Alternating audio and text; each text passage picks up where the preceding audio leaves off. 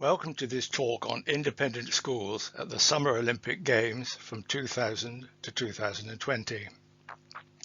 As in earlier talks, the slides can be paused or moved manually.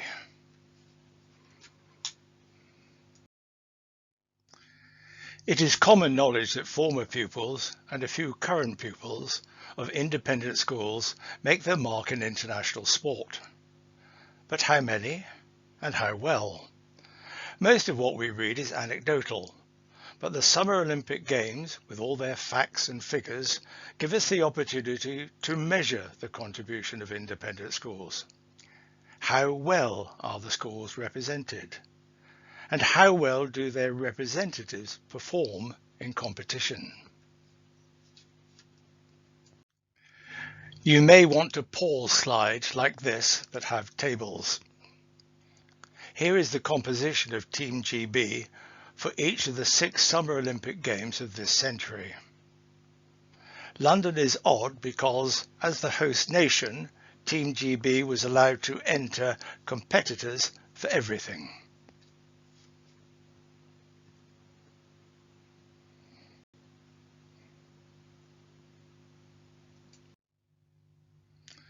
The contribution for independent schools grows steadily, from 41 to 106. The men's contribution nearly doubles in 20 years. The women's goes up 5 times.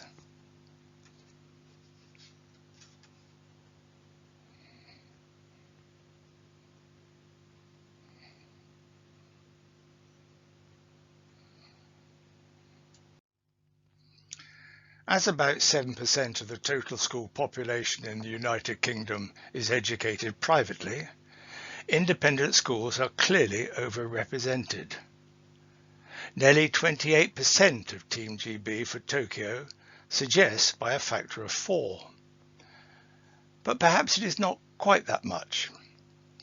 If we look at pupils aged 16 to 18 in the United Kingdom who are educated privately, that figure is 18%.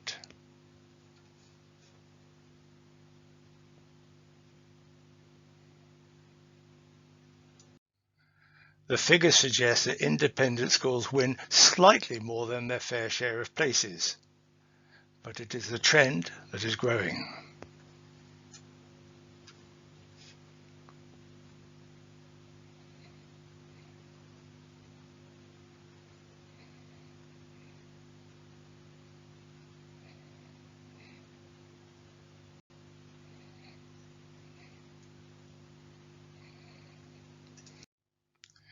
Women outnumbered men in Team GB in 2020 for the first time this century, by 199 to 182.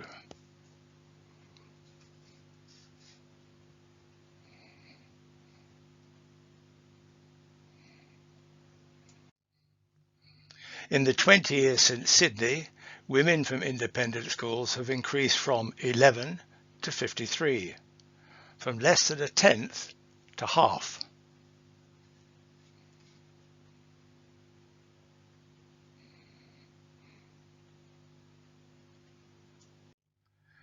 The huge advance in women's participation in Team GB is evident.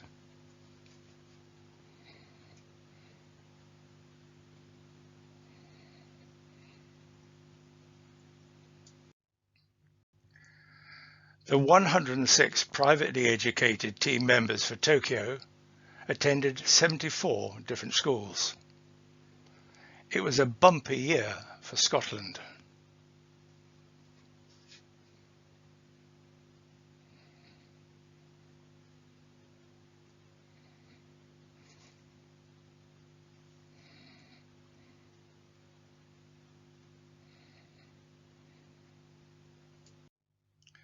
The 453 privately educated members of Team GB who competed at the 6 Olympic Games from 2000 to 2020 came from 177 schools.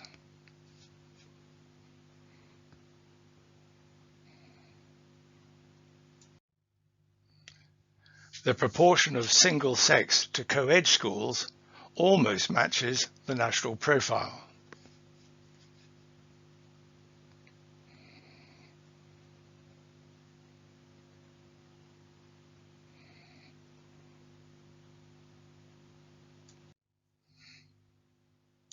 Boarding versus day is harder to measure, as ISC does not distinguish between boarding at junior and senior schools.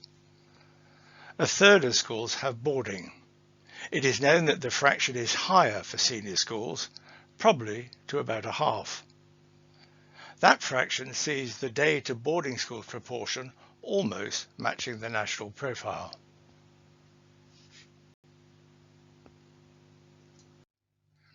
Over the 6 Olympic Games, no one type of school had significantly more than its share of Team GB, whether co-educational or single-sex, or day or boarding.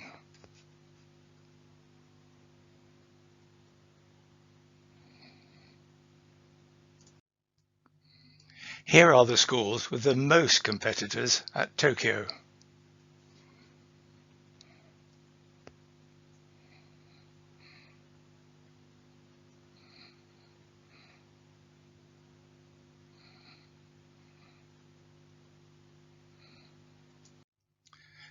Most schools had representatives in one sport.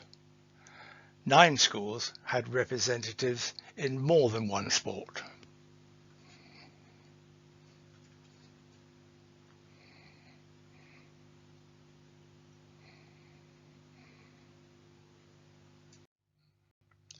Here is the picture for all 6 games, from Sydney to Tokyo.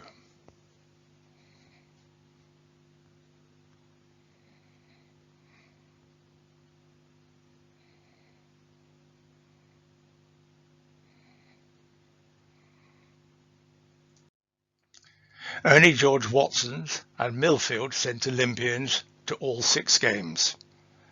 Remember Chris Hoy?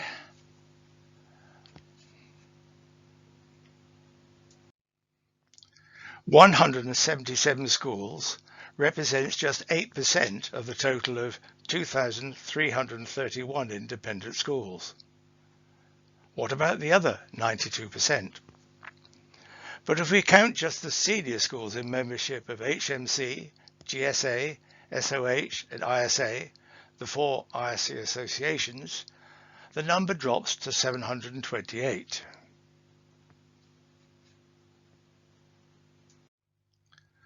A survey in 2012 found that international sportsmen and sportswomen in all sports, not just those at the Olympics, came from 173 schools.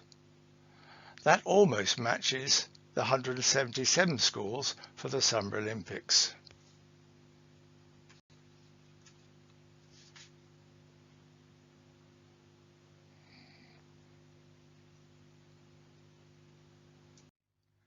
This suggests, no more than suggests, that about a quarter of ISC schools produce almost all the independent sector's international sportsmen and sportswomen. They play the role of sports academies.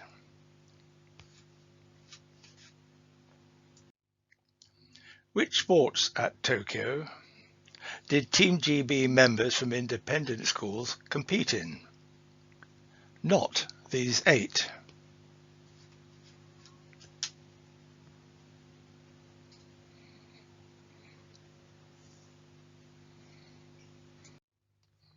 Most in these 5.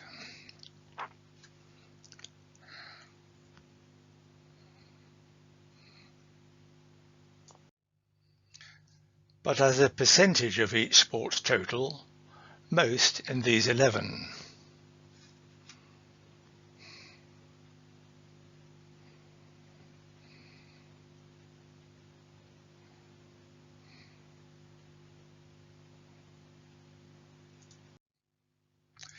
If we extend the count to all 6 games, this is the order. Rowing, hockey, swimming and equestrianism did not surprise me. Athletics did, an upward trend that is growing. Remember, the numbers for Tokyo were rowing and hockey 19 each, athletics 18.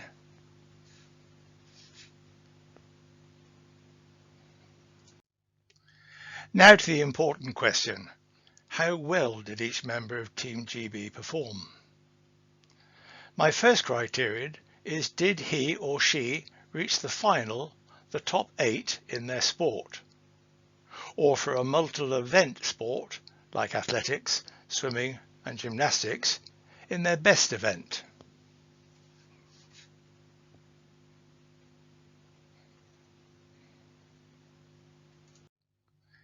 Team GB members from state and foreign schools steadily improved their performance over the 20 years.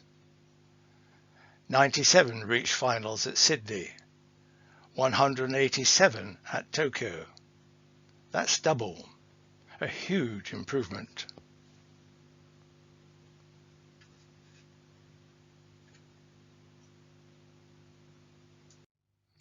"33 from independent schools reached finals at Sydney. 85 did that at Tokyo. That's more than double, nearly triple. Team GB members from independent schools performed better when the competition got going. On average, over 6 games, 3/4 from independent schools reached the final. For state and foreign schools, it is 2/3.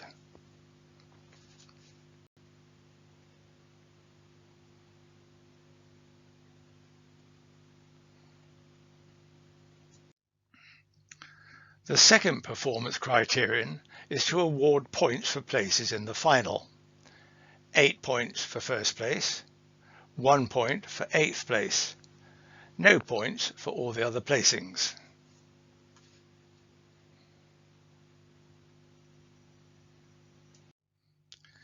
The average score over the 6 Olympic Games for those not educated at independent schools was between 6th and 7th place in the final. For those from independent schools, it was 5th place in the final. 1.5 places better.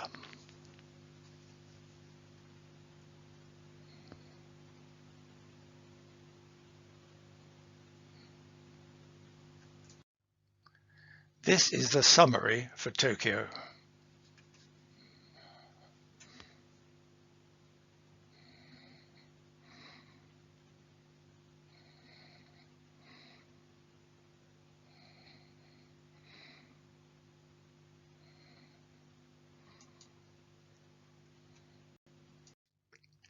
Finally, turning our attention to medals won. This table lists medalists. Remember, all members of a gold, silver or bronze relay squad or hockey team is a medalist. Overall, the number of medalists increases from Sydney to Rio and dips slightly at Tokyo.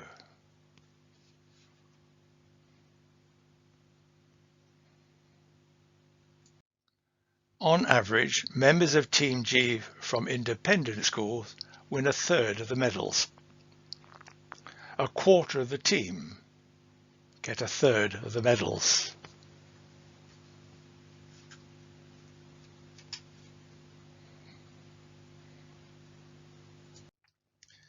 Independent schools had 12 gold medalists.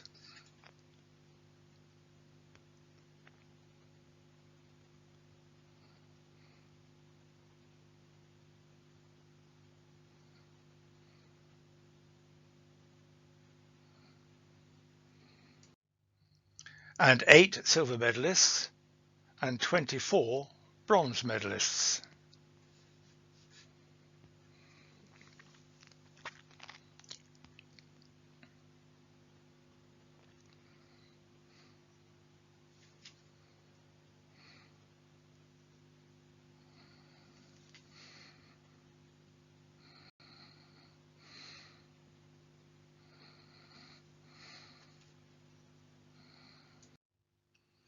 And lots of 4th places, the medals that got away.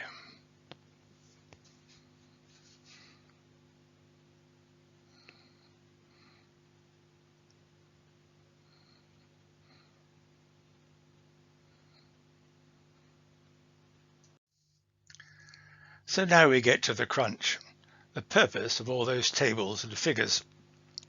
The facts are clear. Independent schools win more than their share of places in Team GB, produce more than their share of Olympic finalists, and earn more than their share of gold, silver and bronze medals.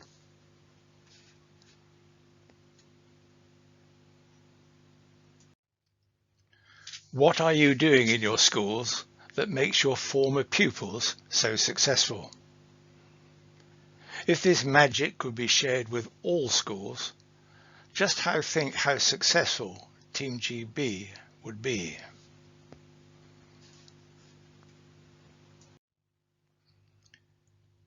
Here are the questions I asked first in 2013. I repeated them in 2016. And I repeat them again now. Will the new Buckingham Leading Sport in Schools MA inspire some of you to do the research to provide the answers?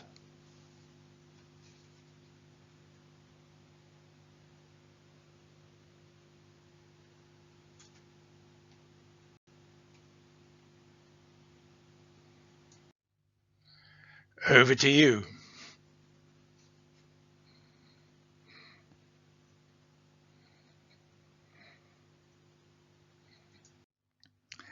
Thank you for listening.